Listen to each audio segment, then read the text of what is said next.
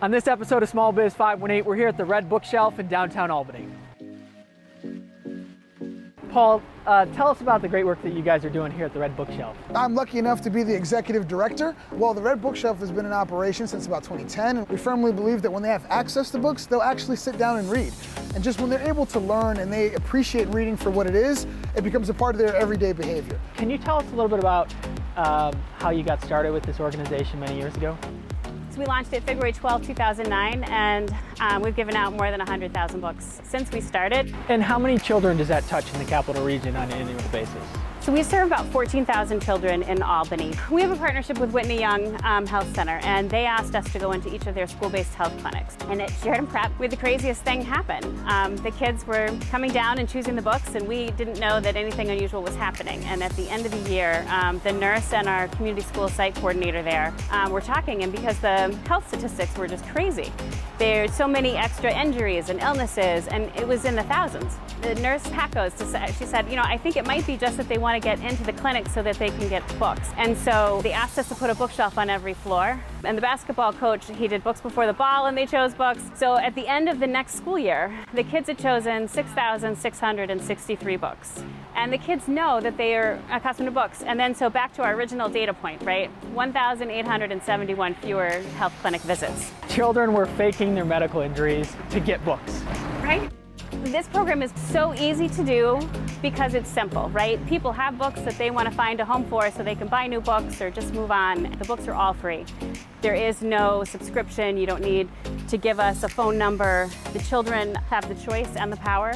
No one tells them what book to take or what to read or how many. The reason that it's important that children have books at home is because having books at home is the #1 predictor of reading proficiency. That's it. But if you don't have them, then you can't practice. So it's actually the base before you hit practice and motivation that you really have to have. So those are 3 things we focus on: access, structured time to practice, and motivation to do the reading. And choice is probably one of the biggest pieces that we push. Can you talk about some of the special moments you've had while working here?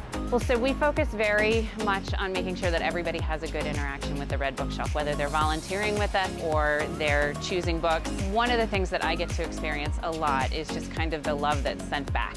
The volunteers are so dedicated to this mission, our mission of inspiring children to read, and I get to hear about that all the time when I'm working with volunteers. Can you talk about how many volunteers you have here? So in 2019, we finished the year having worked with 1,500 people around really the Capital Region. So we really want to work with everybody that we can. I mean, these kids are choosing, they're owning books, they're really taking control of their own literacy and their own story.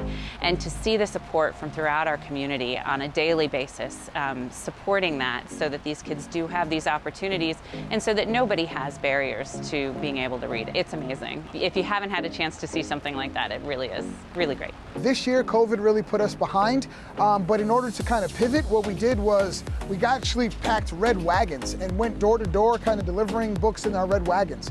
Our bookshelves are typically in schools, in doctor's office. A lot of places those were closed down when COVID hit. So what we did was we got our red wagons, we went right into the community, we made sure that the kids still had access. Even during COVID, they had something to read. That's incredible. How many bookshelves do you guys have throughout the Capital Region? There's 20 right now, but we're going to do at least 20 more next year, and we're going to saturate the entire city with free books for kids. What's the Red Bookshelf mean to you, having been born and raised in Albany? The Red Bookshelf is actually incredible to me. It really strikes a personal note. For those who don't know, I was born and raised in Albany, New York.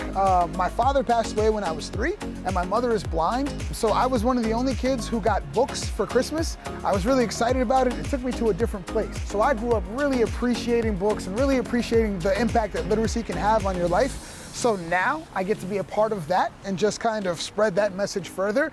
I probably get more out of it than the kids do, in all honesty.